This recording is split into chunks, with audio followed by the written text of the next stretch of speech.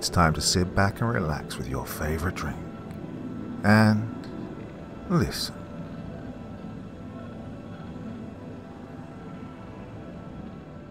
I graduated from high school a few years back.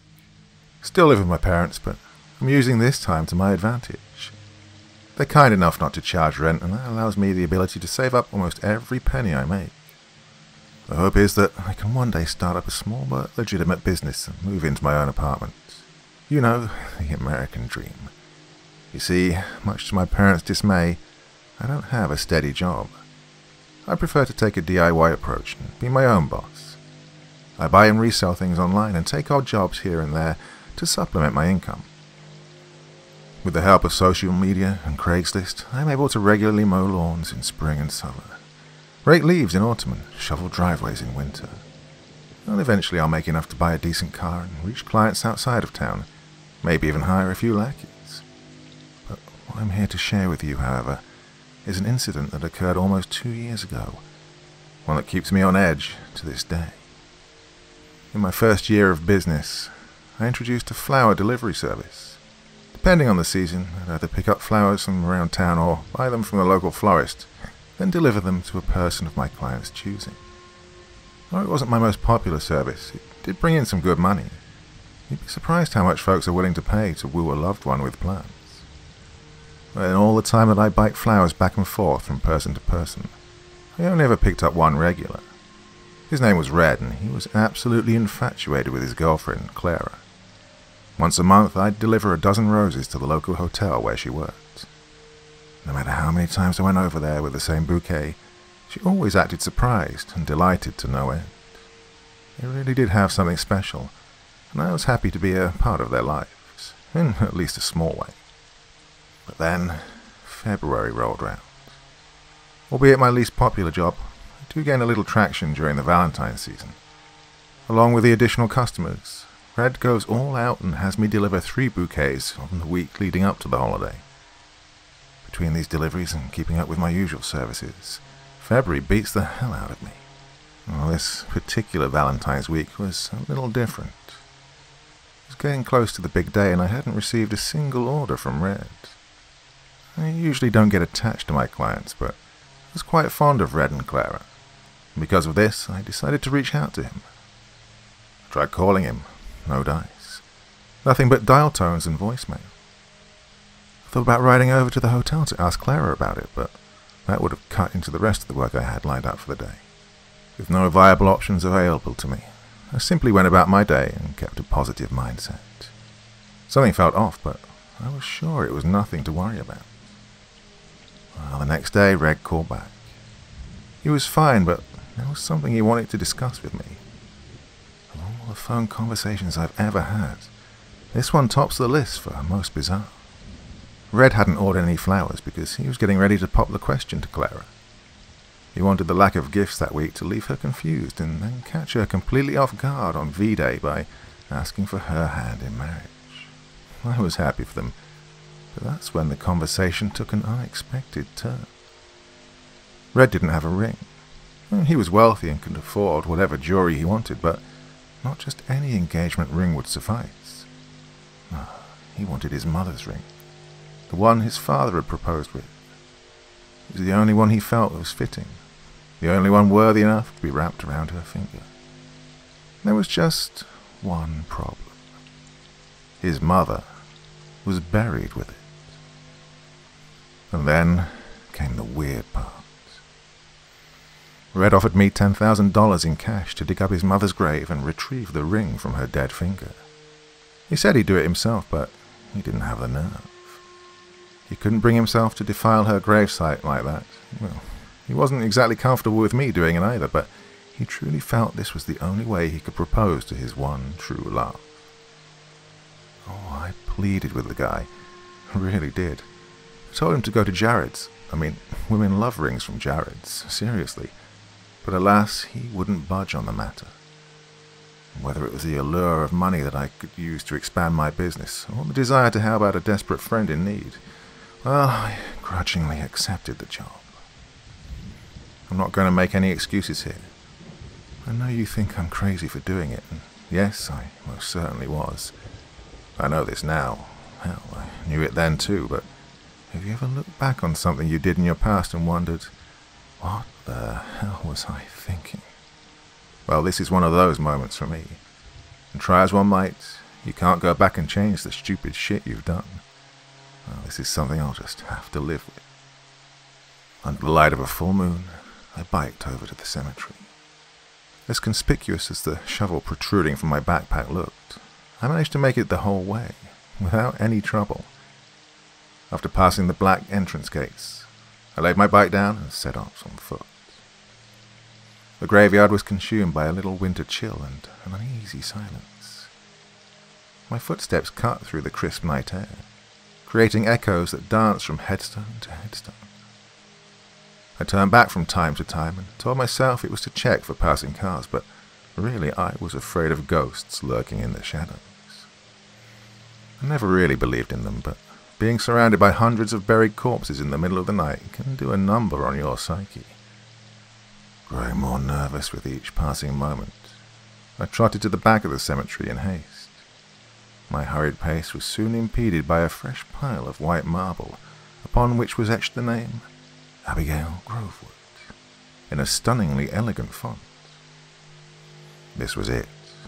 This was Red's mother, right where he'd said she'd be. It was time to get down to business. In the hopes of saving at least a little bit of face, I'll say that, in this moment, what I was doing did feel deeply wrong on a moral level. I was about to vandalize and rob the grave of a deceased stranger. And she didn't deserve this, and I very well knew it. How would I live with myself knowing that I'd disturbed her peaceful slumber? Well, the question had a simple answer. With $10,000 in my pocket, and that's how. I'd come too far to turn back, and I foolishly felt that this was the best way to further my financial endeavors. May God have mercy on my soul. The whole process only took about 6.5 hours, a little less time than I'd expected. I suppose shoveling driveways every year prepared me for this pivotal yet strange moment in my life. After all was said and done, I looked at the coffin below and panted profusely. Despite being utterly exhausted, I had no time to waste. Daylight was on its way, and I had to get the hell out of Dodge before it shrouded the land of the dead. With how narrow the hole was, there's no way I would open the coffin by conventional means. Adding insult to injury for poor Abigail, I had to use my shovel to break through the confines of her deathbed. Eventually, I desecrated the entire cover, allowing me ample room to retrieve the ring, no matter which hand it was on. Victory was within reach. Now, before taking my prize, I looked down at the woman I was about to steal from. The sight of her corpse was a grotesque one. She'd only been buried for about a year, so her flesh had not fully decayed yet. It sat on her skin like batter on an undercooked drumstick. And to top it off, maggots crawled around every inch of her surface. It was sickening.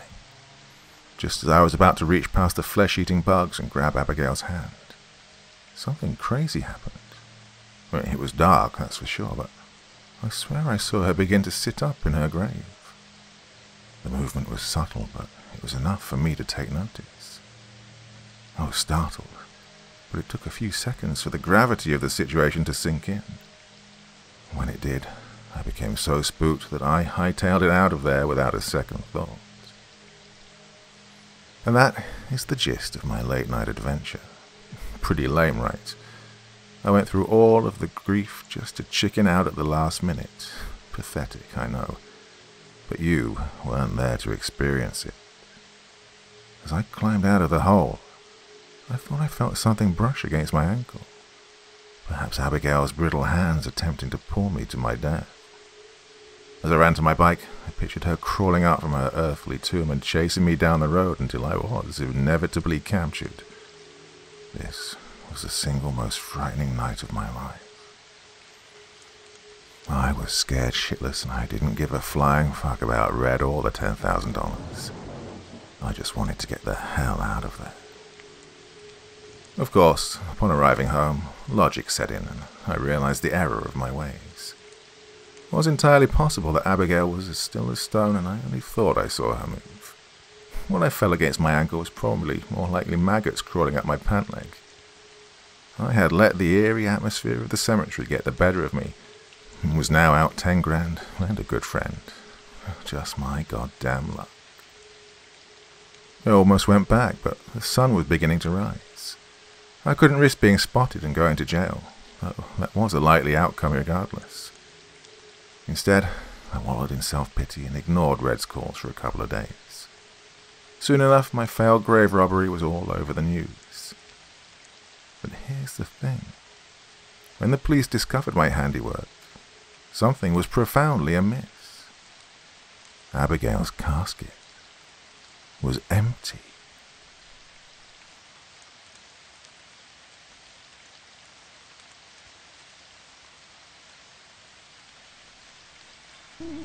There is an old dust-covered road on the outskirts of Bakersfield that leads to the long-forgotten town of Nadina, California, where the demolished buildings line the shattered concrete, stretching past the frayed town sign that used to house its name, and where rusted windmills creak to life beneath unyielding winds.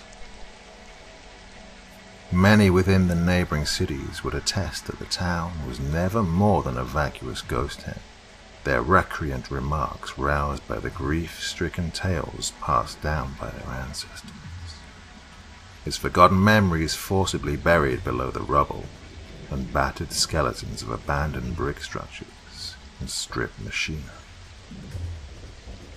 For those who chose to acknowledge it, the bitter memory of lost souls are forever etched into their subconscious, and the horrendous past of Nadina lives on. The town's downfall came at its peak, amidst the installation of its first streetcar. Those who could not afford to journey north to San Francisco opted to travel its bounded rails, drifting past horse-drawn buggies and cross-wing construction. The trolley's popularity grew with the wondering curiosity of the neighboring counties, soon becoming a bustling tourist attraction. But, as all good things do, its unbridled fruition soon came to an unrelenting end. On the 12th of April 1898, a series of fires ravaged the town, killing over 700 civilians. Poverty ravaged the land, and those who survived soon deemed the town cursed, eventually abandoning what little possessions they'd left for a new life elsewhere. The stench of burnt flesh and terrified howls still quiver along the chilled winds, leaving the souls of the damned behind, and forging the town into a permanent afterlife. As a historiographer, I find myself often drawn to the enticing lure of historical cities, and after learning of the buried treasures and execrations it's said to hold, I quickly opted to travel the 14-hour trip to uncover its secrets myself. Despite my foreboding curiosity, the fear of the unknown left me a bit weary. I had no idea what sort of horrors awaited me, nor what breed of inhabitants I was sure to encounter. Word of drug peddlers and moonlighters occupying the area left a more sour taste than apple cider. Regardless, I pressed on, deducing that the risk was well worth the reward. Several hours into my trip, the paralyzing threat of fatigue soon swept over me, lowering my lids like sunken anchors over my eyes. The bounteous amount of coffee and energy drinks I guzzled were beginning to lose their potency. Nonetheless, I elected to continue against the lull of sleep, having already traveled the majority of the trip. Sleep would only deter my initial excitement. As I gulped down my last energy drink, I could see the faded town sign languidly creeping towards my vision. As I rounded the corner onto the dirt road, a chilling screech erupted through the air, and a blinding white light quickly followed, slicing through my eyes like whetted needles. As my arms tried desperately to cloak my eyes from the devil's light, the sound of screeching tires drilled into my ears, and before I could regain control of the wheel, a thunderous jolt knocked me unconscious.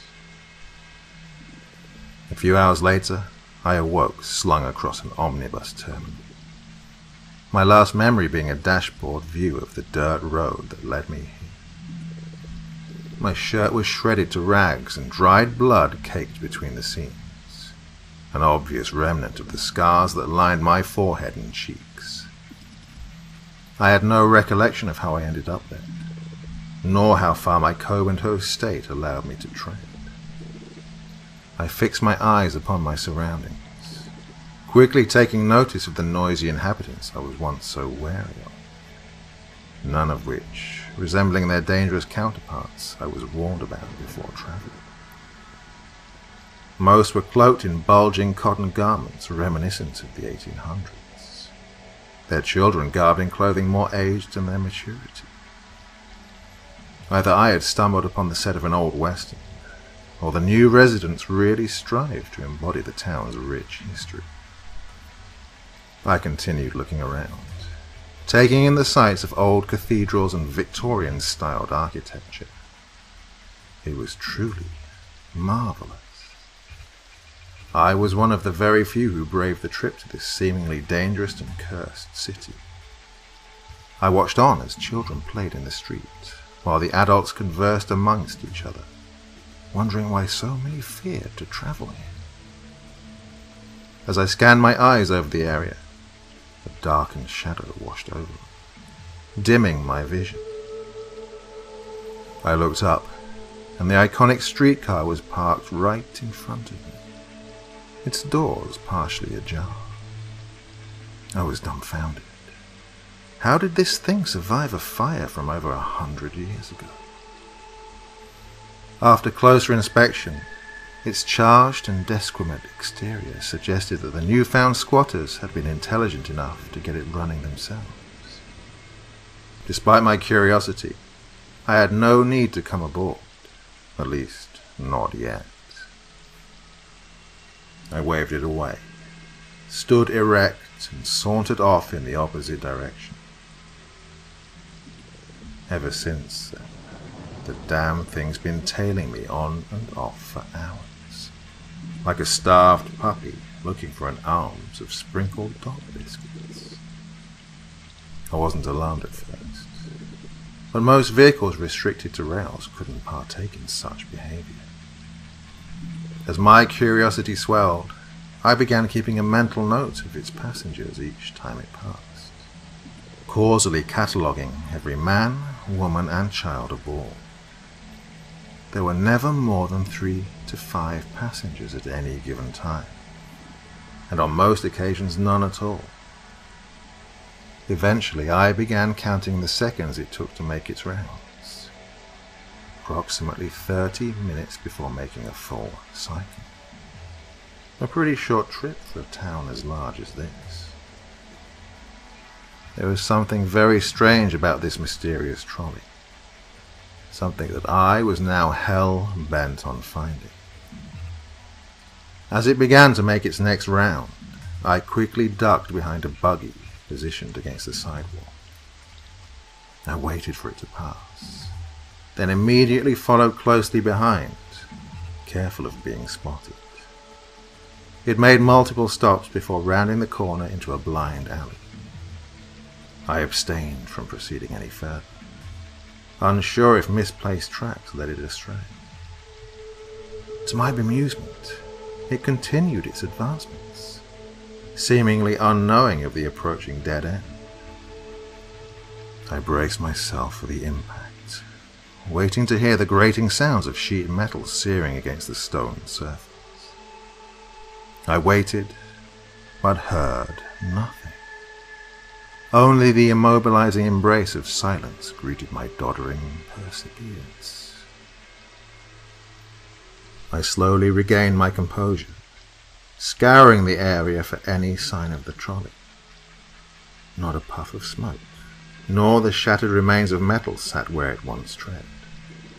It was as if some magician had used it in an elaborate stage show. Without the continuous howls of electrically powered rails traversing overhead, I finally noticed how quiet the town had become.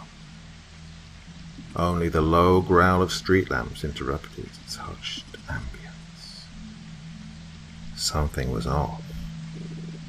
Just a few hours ago, the streets were filled with life, and now it seemed like I was the only one left. Before I could jump to any conclusions, a low rumble resonated from the direction the streetcar had vanished in. I unwillingly crept closer, oblivious to what might happen next. The rumbling grew louder and louder, before a familiar white light beamed into my retinas. The sound of rotating cables pierced through the air, and the iconic streetcar once again bestowed its presence. I watched as it pulled up beside me, its doors creaking open ever so slightly. I stared with a look of confusion. Why did it want me to come aboard so badly? I slowly ambled towards it, scaled the narrow steps, and stepped onto the soot-stained tiled floor. I looked around carefully, examining each passenger, feeling my blood run colder with each glance. What sat aboard the trolley sent cold shivers down my spine. The passengers all stared blankly in my direction, their skin blotched with dried blood. Sickening blisters and deep lacerations riddled their bodies, some still excreting sanguinesque fluids. Gaping holes occupied areas of seared flesh, exposing fractured jaws and visible grey matter. The stench of decaying flesh forced vomit up my esophagus. I swallowed hard, turning towards the driver for any explanation for what I was witnessing. The sight of him left me in a cold sweat. I was even more terrified than I had been before. Beneath his ebony cloak lay the face of death. A luminescent red light glowed from within its sockets, while tiny maggots danced inside its skeletal orifices. I wasn't sure if this was real, or the town's version of a practical joke, but I wasn't planning on sticking around to find out. I turned towards the door, preparing to run, when I felt the icy grip of fleshless bone clashed tightly around my wrist. It pulled back with incredible force, but I wasn't going to accept the fate of death so easily. I twirled around, connecting the sole of my foot with the side of his temple, then leaped from the trolley as he screamed out in pain. Before I could even get a running start, he lunged towards me, tackling me to the ground. He gripped so tightly onto my ankles and began pulling me back aboard the trolley. I tried desperately to loosen myself from his grip, but his brute strength undoubtedly surpassed mine. I couldn't allow myself to be dragged back onto the traveling nightmare. I had to do all I could to break free. I jolted violently beneath his grasp, digging my nails into the shattered concrete below. I could feel my ankles slipping from his hands. The moment I felt fingers retract, I shot up from the ground and darted in the opposite direction.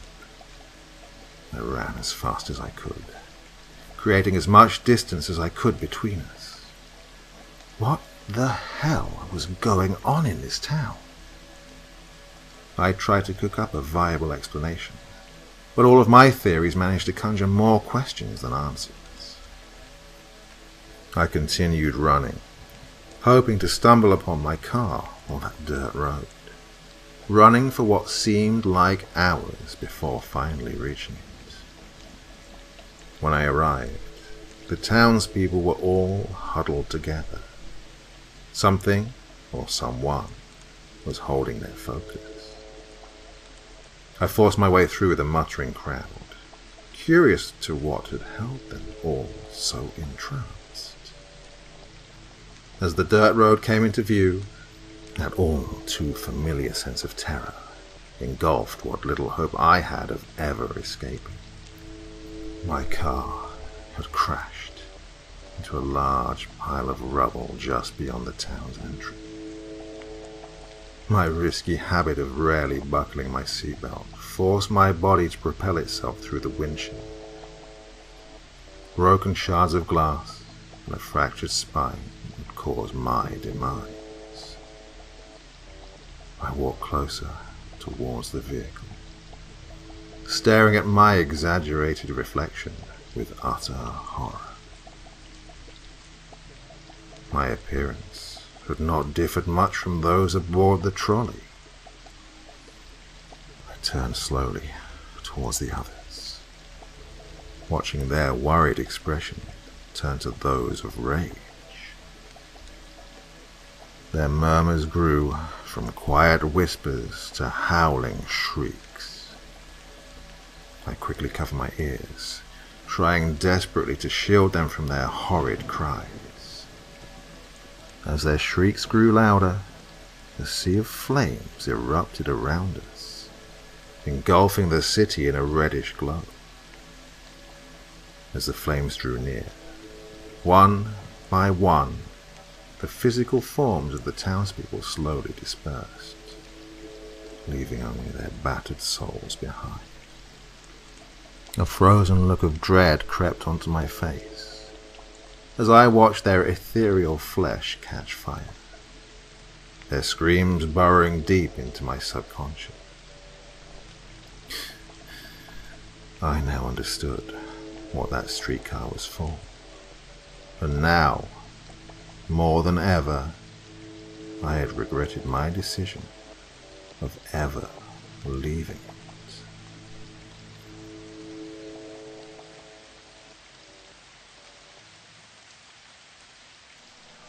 It is said that in Ulthar, which lies beyond the river Sky, no man may kill a cat. And this I can verily believe as I gaze upon him who sitteth purring before the fire. For the cat is cryptic, and close to strange things which men cannot see. He is the soul of antique Egyptus, and bearer of tales from forgotten cities in Meroe and Ophir. He is the kin of the jungle's lords, and heir to the secrets of hoary and sinister Africa. The Sphinx is his cousin, and he speaks her language, but he is more ancient than the Sphinx, and remembers that which she hath forgotten. In Ulthar, before ever the burgesses forbade the killing of cats, there dwelt an old cotter and his wife, who delighted to trap and slay the cats of their neighbours. Why they did this, I know not, save that many hate the voice of the cat in the night, and take it ill that cat should run stealthily about yards and gardens at twilight. But whatever the reason, this old man and woman took pleasure in trapping and slaying every cat which came near to their hovel. And from some of the sounds heard after dark, many villagers fancied that the manner of slaying was exceedingly peculiar. But the villagers did not discuss such things with the old man and his wife, because of the habitual expression on the withered faces of the two, and because their cottage was so small and so darkly hidden under spreading oaks at the back of a neglected yard. In truth, much as the owners of cats hated these odd folk, they feared them more, and instead of berating them as brutal assassins, merely took care that no cherished pet or mouser should stray toward the remote hovel under the dark trees. When through some unavoidable oversight a cat was missed, and sounds heard after dark, the loser would lament impotently, or console himself that by thanking fate that it was not one of his children who had thus vanished. For the people of Ulthar were simple, and knew not whence it is all cats first came. One day, a caravan of strange wanderers from the south entered the narrow, cobbled streets of Ulthar. Dark wanderers they were, and unlike the other roving folk who passed through the village twice every year. In the marketplace they told fortunes for silver, and bought gay beads from the merchants. What was the land of these wanderers, none could tell, but it was seen that they were given to strange prayers, and that they had painted on the sides of their wagons strange figures with human bodies, and the heads of cats, hawks, rams, and lions. And the leader of the caravan wore a headdress with 2 horns, and a curious disc betwixt the horns. There was in this singular caravan a little boy with no father or mother, but only a tiny black kitten to cherish. The plague had not been kind to him. It had left him this small, furry thing to mitigate his sorrow. And when one is very young, one can find great relief in the lively antics of a black kitten. So the boy, whom the dark people called Menace, smiled more often than he wept, as he sat playing with his graceful kitten on the steps of an oddly painted wagon. On the 3rd morning of the wanderer's stay in Ulthar, Menace could not find his kitten, and as he sobbed aloud in the marketplace, certain villagers told him of the old man and his wife, and of sounds heard in the night. And when he heard these things, his sobbing gave place to meditation, and finally to prayer. He stretched out his arms toward the sun, and prayed in a tongue no villager could understand.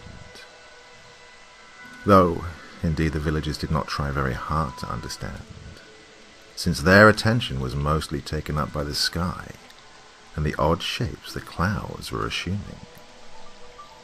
It was very peculiar, but as the boy uttered his petition, there seemed to form overhead the shadowy, nebulous figures of exotic things, of hybrid creatures crowned with horn-flanked discs. Nature is full of such illusions to impress the imaginative. That night the wanderers left Ulthar, and were never seen again. And the householders were troubled when they noticed that in all the village there was not a cat to be found. From each hearth the familiar cat had vanished. Cats large and small, black, grey, striped, yellow and white. Old Crannon, the Burgermeister, swore that the dark folk had taken the cats away in revenge for the killing of Menace's kitten, and cursed the caravan and the little boy. But Nith, the lean notary, declared that the old cotter and his wife were more likely persons to suspect, for their hatred of cats was notorious and increasingly bold. Still, no one durst complain to the sinister couple, even when little Uttal, the innkeeper's son, vowed that he had at twilight seen all the cats of Ulthar in that accursed yard under the trees, pacing very slowly and solemnly in a circle around the cottage, 2 abreast, as if in performance of some unheard-of rite of beasts. The villagers did not know how much to believe from so small a boy, and though they feared that the evil pair had charmed the cats to their death, They preferred not to chide the old cotter till they met him outside his dark and repellent yard. So, Ulthar went to sleep in vain anger. And when the people awaked at dawn, behold, every cat was back at his accustomed hearth. Large and small, black, grey, striped yellow and white, none was missing. Very sleek and fat did the cats appear, and sonorous with purring content. The citizens talked with one another of the affair, and marvelled not a little. Old Crannon again insisted that it was the dark folk who had taken them, since cats did not return alive from the cottage of the ancient man and his wife. But all agreed on one thing, that the refusal of all the cats to eat their portions of meat or drink their sources of milk was exceedingly curious. And for 2 whole days the sleek, lazy Cats of Ulthar would touch no food, but only doze by the fire or in the sun. It was fully a week before the villagers noticed that no lights were appearing at dusk in the windows of the cottage under the trees. Then the lean Nith remarked that no one had seen the old man or his wife since the night the cats were away. In another week, the Burgermeister decided to overcome his fears and call at the strangely silent dwelling as a matter of duty, though in doing so he was careful to take with him Shang the blacksmith and Thul, the cutter of stone, as witnesses. And when they had broken down the frail door, they found only this: 2 cleanly picked human skeletons on the earthen floor, and a number of singular beetles crawling in the shadowy corners. There was subsequently much talk among the burgesses of Ulthar. Zath, the coroner, disputed at length with Nith, the lean notary, and Crannon and Shang and Thul were overwhelmed with questions. Even little Uttal, the innkeeper's son, was closely questioned and given a sweetmeat as reward.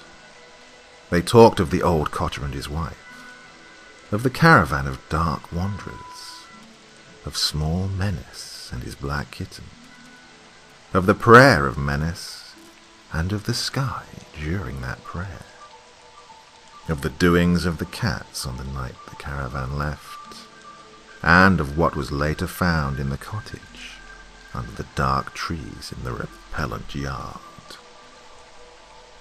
And in the end, the burgesses passed that remarkable law, which is told of by traders in Hartheg and discussed by travellers in Nir, namely, that in Ulthar no man may kill a cat.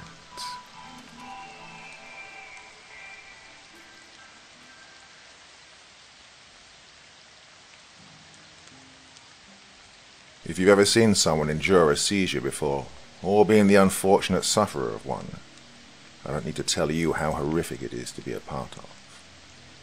And if you haven't, count yourself lucky. There are few things in this world more mentally scarring than seeing another human being convulsing on the floor as their eyes roll into the back of their heads, their jaw clenched and their joints rigid as they shake, or, if you're very unfortunate, writhing around and even dislocating joints as they search for new ways to bend and snap. All of us have seen it in the movies, sure, but it pales in comparison to the real thing. To actually stand there as someone's brain is stuck on repeat and their body is a slave to the misfiring signals as you woefully stumble around, unsure if you're supposed to put something in their mouth to stop them biting their tongue, Spoiler alert. No, never. Call an ambulance immediately, or just leave them to it. Imagine that feeling of helplessness in front of a stranger, and then compound the grief by tenfold when it's your entire world, and you've just gotten home from work to find them writhing on the ground for the 7th time this year. Your first thought isn't ambulance, medication, or anything like that. No, it's to check that she hasn't smashed her skull on the coffee table, that she's not choking on her own vomit, and then to make an educated guess at how long she's been seizing for. No epileptic wants an ambulance called every time this occurs, so you have the unenviable task of timing their suffering before calling one, usually about 3 to 5 minutes. This is my reality, and one that I will willingly bear if it means that I can save her as much as she's saved me over the years. Lucille is a bright, vibrant, and unbelievably creative soul. She is capable of painting the most incredible pieces of landscape portraiture while telling a crass story that would make even a dominatrix blush, a voice that bounced in your skull long after it had finished its journey into your ears, and she has a zest for life that had me head over heels from the moment we met. What she first saw in a geeky kid who loved family and nights staying in more than extravagant parties is beyond me, but I never stopped being my truest self from the first conversation, and I guess it just stuck. Which is why now is so fucking hard for me to deal with, why I'm coming to you all here to talk about this. I'm telling you all this because I want you to understand that Lucille was special. To me, she was my everything, someone I would move heaven and earth for. People say that all the time, but so few mean it. I would do things that I'd let haunt me with a smile for the rest of my life, if it meant hearing her say she loved me one last time. Understand, I'm just a man doing right by his wife, or at least trying to. Coming here helps. Maybe it's part therapeutic and part guilty conscience. I hope by the end of this, you'll understand where I'm coming from. Lucille was first diagnosed with a tumor in the fall of 2017. We'd been married for 3 years, and she'd been steadily suffering absences in her memory for around 6 months leading up to the first seizure. To begin with, it was the usual tip-of-my-tongue moments we all get. Then it progressed to forgetting her keys and being locked out for an hour after finishing work. It grew into more concerning things, like nearly setting fire to our kitchen as she would go and take a bath with the stove on, before the final straw came along, and she neglected to stop at a red light after forgetting to hit the brakes and careened into an electrical pole. When the police found her, she was gripping the steering wheel so tight with her jaw clenched so hard that they worried she was suffering a psychotic episode. The adjustment to her condition was, well, tough. Doctors rarely have great bedside manner at the best of times, and when our physician advised to either go on a $145,000 treatment plan with 25% success or look into hospice care ASAP, and that the Swiss are nice people if we ever thought about dignitas, well, suffice to say, my wife stormed out and resolved to use her artwork to ensure she never forgot again. Her determination was anything but dampened. I dare say it pissed her off. So, like any good husband, I supported her and ensured that, at the very least, she got her medication while she tried her own art therapy. She would start painting small, innocuous icons on sticky notes around the house. Things like a yellow sticky note next to the front door, with a slew of creative iconography reminding her to get her keys, and a doodle of her standing under a stormy cloud outside, if she forgot. Or a picture of a pill bottle with overly happy faces on a blue note by her bedside cabinet and in the bathroom, to ensure she got her daily dosage of anticonvulsants. For a time, these actually helped, and I'd get used to finding small notes around the house, even for me, little reminders of her love in the form of short messages like, "I love how much you laughed with me today," or, "I appreciate you giving me a neck massage after the last seizure." And it never stopped being a welcome sight. Those first couple of months convinced me that she was going to beat this. She would overcome it and sell her story to Time magazine and become a therapist of the century for her groundbreaking discoveries on memory retention.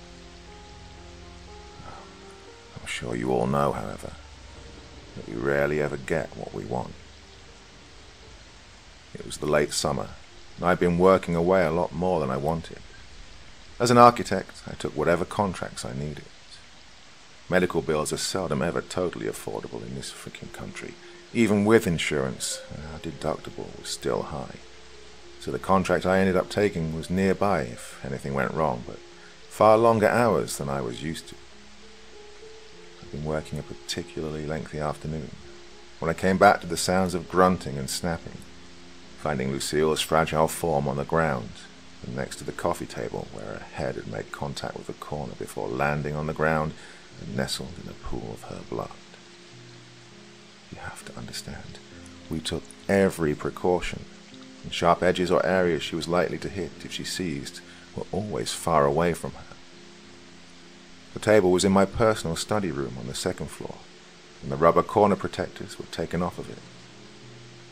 I rolled her over and soothed her as I'd done many times before, calling 911 the moment I spied blood. Thankfully, they were over within minutes and took her into the ambulance. But unlike so many other times, she was not coming out of this one. Now, as the title suggests, she continued to seize as they strapped her down, her joints flailing and smashing against the EMTs, the metallic walls of the ambulance, and anything they could find until she was mercifully sedated.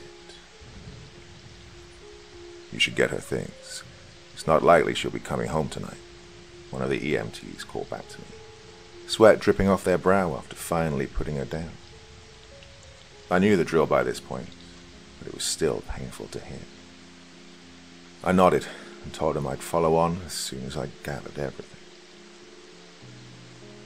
Heading back into the house, I realized I hadn't noticed some of the extra sticky notes dotted around the living room, leading to the edge of our stairs. They weren't placed on the walls, but instead hung by a thin black thread that Lucille must have pinned from end to end in strategic places on the house. Wondering if she'd documented how she felt and if it was potentially relevant for her physician, I grabbed the nearest one and read it. Don't forget, you'll be making contact at 4:42 p.m. sharp. Wear loose clothing and do not take your meds. A small stop sign with a blind eye in the center peering back at me. Why the hell would she tell herself not to take her medication? Confused, I went to the next one a few feet away and felt the hairs on my neck stand on end as I did so. He's offered me a deal. I can explore more of his world if I give up 1 month of my lifespan each time I enter it. Seems fair to me. He called it the Decadent Plane. Must remember that next time. Oh, and to call him the Fringe God. He didn't like being called a black man. Next to this one were 2 small drawings, one of Lucille's body floating around pillars of steel and light with a huge mat at the center. The other simply writing the words Fringe God over and over, progressively getting more scratchy with each consecutive entry. Hands shaking, I frantically ran through the living room and up the stairs to our bedroom, grabbing as many notes as I could in the process. Concern for how far her mental state had deteriorated was building within me as I scanned each entry. Today I had a seizure. In the process, I got to dive deeper into the amorphous golden shroud and see the beauty that dwelled within. I want to remember it, but I'm too nervous to even write it down. I gotta stop taking my meds. Too much interference. Maybe I could paint some of it. Tried painting the visage of the nocturne one. His crown too beautiful for me to even put onto canvas. I tried to speak his name aloud, and I ended up with a migraine. Picturing him in my head just made me cry. It hurts so much, but I cannot wait to get back there. Today was special. The fringe god gave me a better offer than before, and I swear the nocturne one wept from beneath his flesh mask as the offer was made. If I did exactly as he said, I'd be able to explore the inner sanctums of the decadent planes and gain knowledge I could bring back with me. I have to remember these plans when I get back. I looked at the final drawing, and I felt sick. She'd drawn steps for how to cause bleeding in her brain, and a seizure so strong that it would effectively kill her if I hadn't come home when I did. More drawings were strewn across her canvas, but I had no time to peruse as my cell phone rang and I realized how much time I'd wasted in the apartment. Mr. Loomis, it's Dr. Mitesh. If you aren't already on your way down, you need to get here immediately. Your wife, she... Arriving at the hospital and apologizing profusely for my terrible parking on the curb, I rushed in and headed straight for the neurology ward. Notes tucked into my pocket as I tried my best not to bump into other visitors. My mind focused on one thing, Lucille.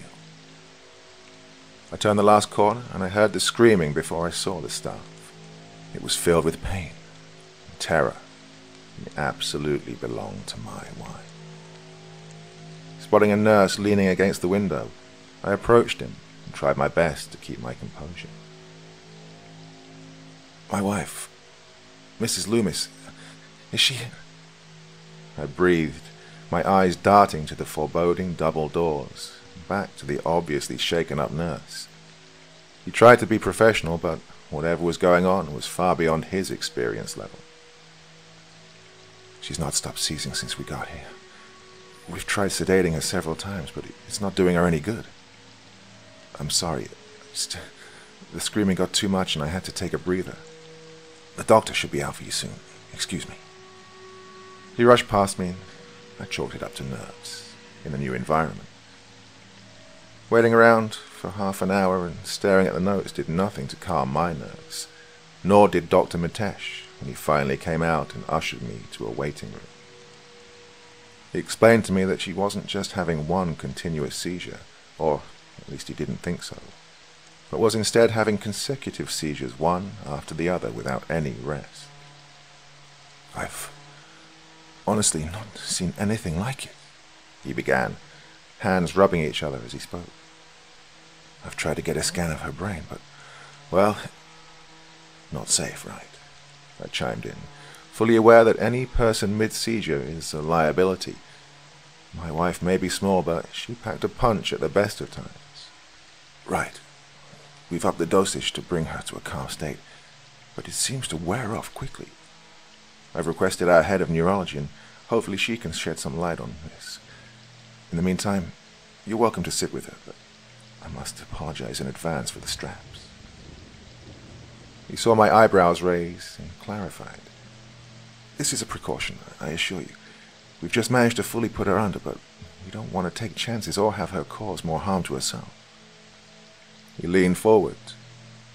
We will get to the bottom of this. I promise you.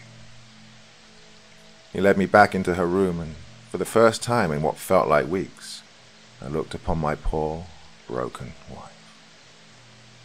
Her face was bruised up from the knock she'd taken as she fell, head bandaged up with gauze, and her face scrunched up in a permanent grimace. It never ceased to horrify or hurt me to see her body after it's been through an ordeal such as this. Tears ran down my face as I sat next to her and resisted the urge to hold her hand, instead just electing to sit and try to talk to her. Hey Lulu, it's Arthur. Yeah, I come back once again to help pick up your goofy ass. I giggled, sniffing hard at our own lame attempts to downplay her debilitating illness. You know, you really scared me today. I thought I was going to lose you. Pulled out some of the notes in my pocket and figured it would make good conversation while I waited for the neurologist. Found these notes while I was getting your things. I wish I'd known just how bad things had gotten. But I was so busy working, I didn't see the signs. I'm so sorry, Lucy. I felt the lump in my throat as I fought back tears. Never be sorry when a deal can be made, vessel. Words fail to truly encapsulate what happened next, but I'll make a meager attempt. I saw it slinking around on all fours from beneath her bed at first, a hulking dark mass of shifting substances. Jagged, thick limbs ending in hooves, carefully planted, and the mass tensing as it began to rise from the other side of the bed. The humanoid torso rose. I swear that, had anyone else seen what I'd seen, madness and death would have permeated that hospital. It defied logic and reasoning, but I couldn't look away. A hairy male torso with the spine protruding towards me, and two amorphous arms jutting out of their sockets and pressing on the back as the head, oh God, the head, snapped forward to look at me. The skull was of a creature resembling a deer, with flecks of black flesh hanging off the bone, white orbs beaming in the sockets, and antlers made from the arms of a human protruding from either edge of it, muscle and sinew showing through, as if it was in the process of shedding. I wanted to retch, to scream, to throw my body over Lucille's, but I was transfixed. Your bondmaid made a choice with the grains of sand she had left in her hourglass. She elected to boost her limited understanding. The voice was smooth and almost disarming in nature. I was terrified to my core, but enraptured by every syllable. You may still save her, vessel. But is that what she wants? It cocked its head to the side and stared at us both, a question ringing out in my head for a few moments afterwards, as flashes of Lucille and I in better days went through my mind. Her knack for exploration, love of art, and her laughter all jostling for position in my head before I snapped back. Why wouldn't she want to be here, with me? What kind of question is that? Terror gripped me, but grief is a powerful motivator. Can you save her or not? What do I need to do? It dug its claws into one of the antlers, as if thinking before replying slowly. I can, but suffering awaits.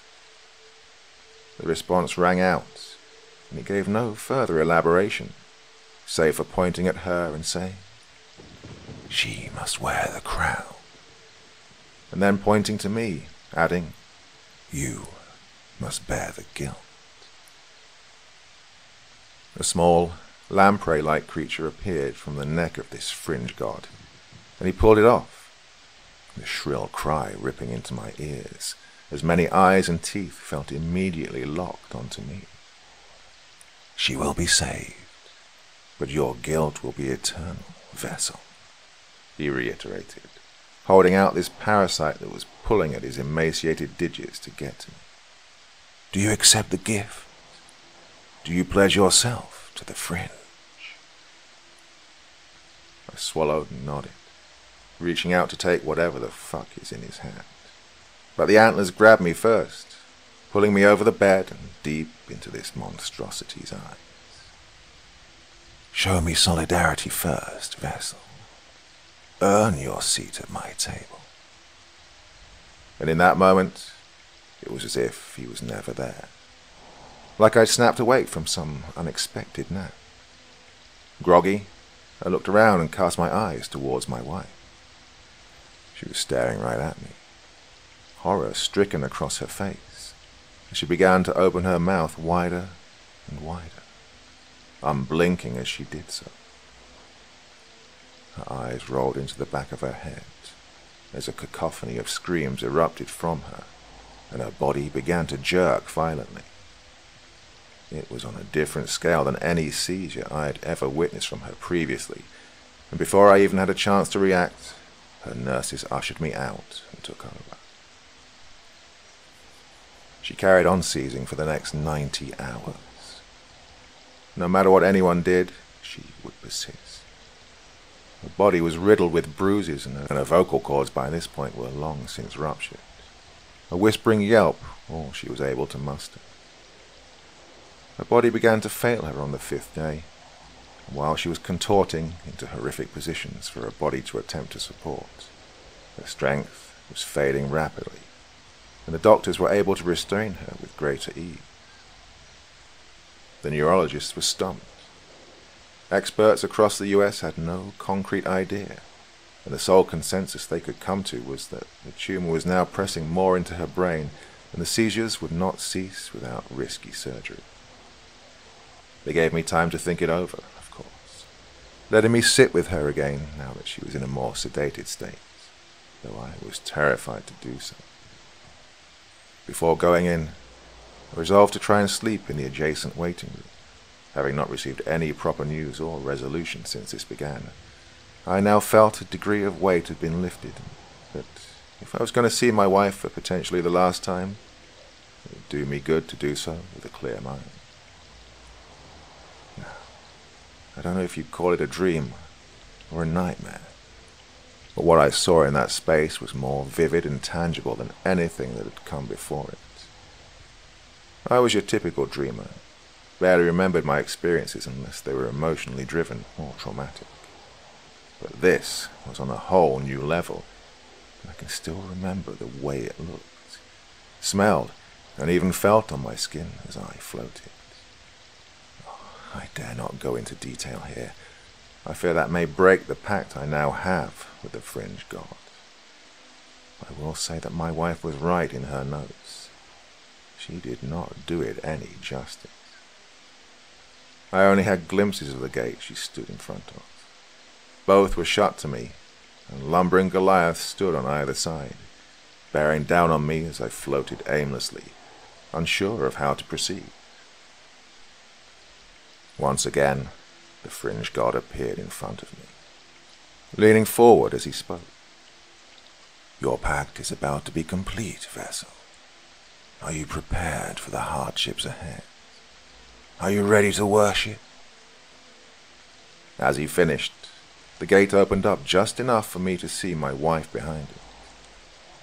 Her smile broke through the fog in my mind and put me at ease in a way I never thought I'd experience again.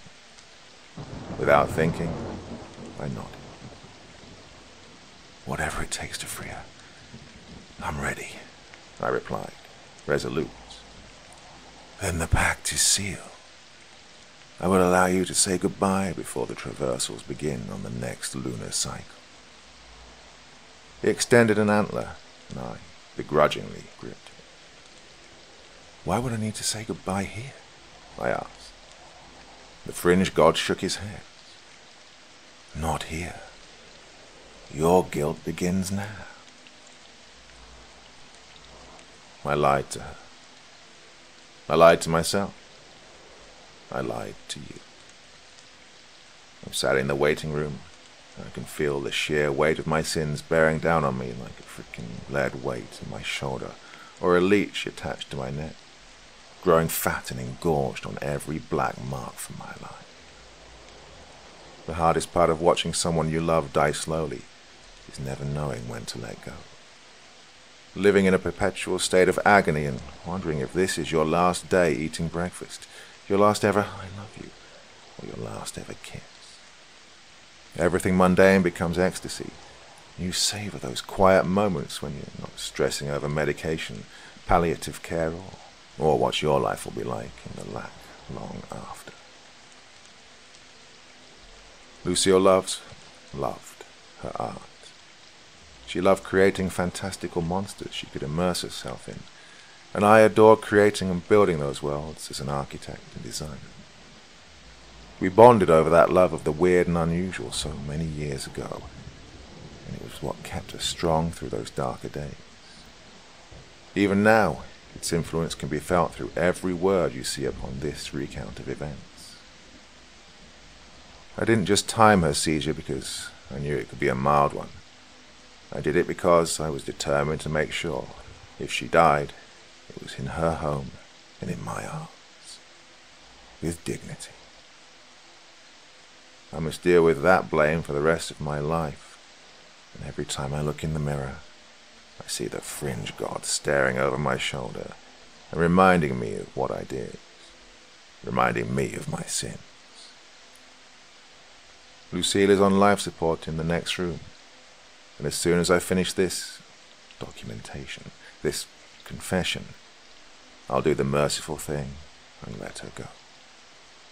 I will hold her hand, kiss her forehead, and hold those post-it notes tightly as she slips away and falls into the realm she was so desperate to stay in. It is the right thing, no matter the cost of my sin.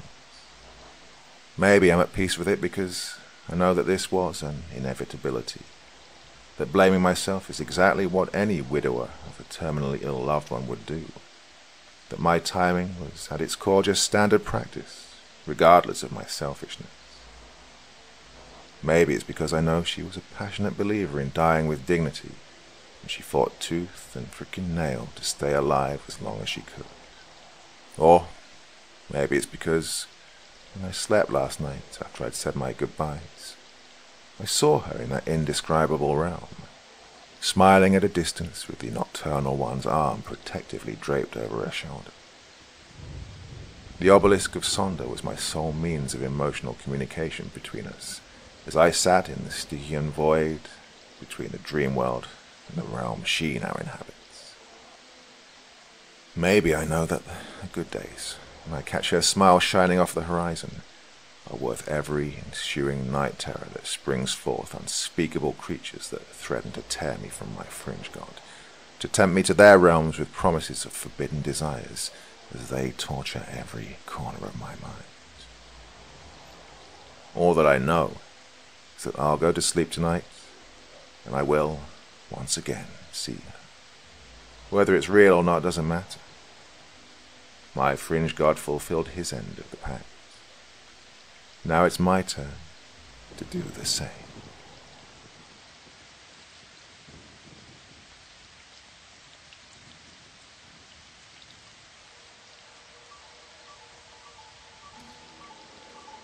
The chateau into which my valet had ventured to make forcible entrance, rather than permit me, in my desperately wounded condition, to pass a night in the open air, was one of those piles of commingled gloom and grandeur which have so long frowned among the Apennines, not less in fact than in the fancy of Mrs. Radcliffe.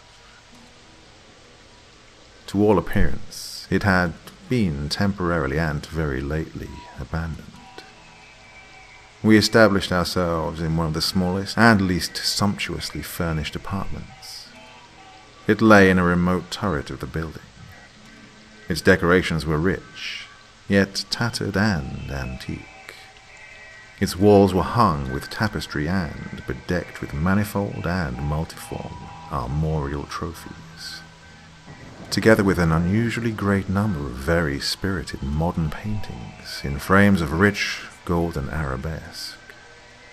In these paintings, which depended from the walls not only in their main surfaces, but in very many nooks which the bizarre architecture of the chateau rendered necessary, in these paintings my incipient delirium, perhaps, had caused me to take deep interest, so that I bade Pedro to close the heavy shutters of the room, since it was already night, to light the tongues of a tall candelabrum which stood by the head of my bed, and to throw open far and wide the fringed curtains of black velvet which enveloped the bed itself. I wished all this done that I might resign myself, if not to sleep, at least alternately to the contemplation of these pictures, and the perusal of a small volume which had been found upon the pillow, and which purported to criticize and describe them. Long I read, and devoutly, devotedly, I gazed. Rapidly and gloriously the hours flew by, and the deep midnight came. The position of the candelabrum displeased me, and, outreaching my hand with difficulty, rather than disturb my slumbering valet, I placed it so as to throw its rays more fully upon the book. But the action produced an effect altogether unanticipated. The rays of the numerous candles, for there were many, now fell within a niche of the room which had hitherto been thrown into deep shade by one of the bedposts. I thus saw in vivid light a picture all unnoticed before. It was the portrait of a young girl, just ripening into womanhood. I glanced at the painting hurriedly, and then closed my eyes. Why I did this was not at first apparent, even to my own perception. But while my lids remained thus shut, I ran over in my mind my reason for so shutting them. It was an impulsive movement to gain time for thought, to make sure that my vision had not deceived me, to calm and subdue my fancy for a more sober and more certain gaze. In a very few moments, I again looked fixedly at the painting. That I now saw aright, I could not and would not doubt, for the first flashing of the candles upon that canvas had seemed to dissipate the dreamy stupor which was stealing over my senses, and to startle me at once into waking life. The portrait, I have already said, was that of a young girl. It was a mere head and shoulders, done in what is technically termed a vignette manner, much in the style of the favourite heads of Sully. The arms, the bosom, and even the ends of the radiant hair melted imperceptibly into the vague, yet deep shadow which formed the background of the whole. The frame was oval, richly gilded and filigreed in moresque. As a thing of art, nothing could be more admirable than the painting itself. But it could have been neither the execution of the work nor the immortal beauty of the countenance, which had so suddenly and so vehemently moved me. Least of all could it have been that my fancy, shaken from its half-slumber, had mistaken the head for that of a living person. I saw at once the peculiarities of the design, of the vignetting, and of the frame. Must have instantly dispelled such idea. Must have prevented even its momentary entertainment. Thinking earnestly upon these points, I remained, for an hour perhaps, half sitting, half reclining, with my vision riveted upon the portrait. At length, satisfied with the true secret of its effect, I fell back within the bed. I had found the spell of the picture in an absolute lifelikeliness of expression, which, at first startling, finally confounded, subdued, and appalled me. With deep and reverent awe, I replaced the candelabrum in its former position. The cause of my deep agitation being thus shut from view, I sought eagerly the volume which discussed the paintings and their histories. Turning to the number which designated the oval portrait, I there read the vague and quaint words which follow. She was a maiden of rarest beauty, and not more lovely than full of glee. And evil was the hour when she saw and loved and wedded the painter. He, passionate, studious, austere, and having already a bride in his art.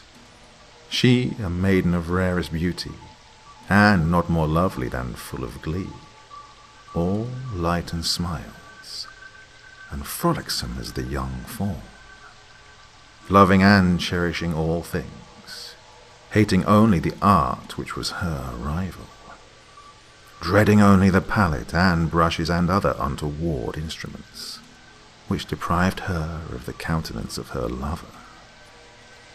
It was thus a terrible thing for this lady to hear the painter speak of his desire to portray even his young bride. But she was humble and obedient, and sat meekly for many weeks in the dark, high turret chamber, where the light dripped upon the pale canvas only from overhead. But he, the painter, took glory in his work, which went on from hour to hour, and from day to day. And he was a passionate and wild and moody man, who became lost in reveries, so that he would not see that the light which fell so ghastly in that lone turret withered the health and the spirits of his bride, who pined visibly to all but him. Yet she smiled on and still on, uncomplainingly, because she saw that the painter, who had high renown, took a fervid and burning pleasure in his task, and wrought day and night to depict her who so loved him, yet who grew daily more dispirited and weak. And in sooth, some who beheld the portrait spoke of its resemblance in low words, as of a mighty marvel, and a proof not less of the power of the painter than of his deep love for her whom he depicted so surpassingly well. But at length, as the labour drew nearer to its conclusion, there were admitted none into the turret, for the painter had grown wild with the ardour of his work, had turned his eyes from the canvas merely, even to regard the countenance of his wife, and he would not see that the tints which he spread upon the canvas were drawn from the cheeks of her who sat beside him. And when many weeks bad passed, and but little remained to do, save one brush upon the mouth and one tint upon the eye, the spirit of the lady again flickered up as the flame within the socket of the lamp. And then the brush was given, and then the tint was placed, and, for one moment, the painter stood entranced before the work which he had wrought. But in the next, while he yet gazed, he grew tremulous and very pallid, and aghast, and crying with a loud voice, "This is indeed life itself," turned suddenly to regard his beloved. She was dead.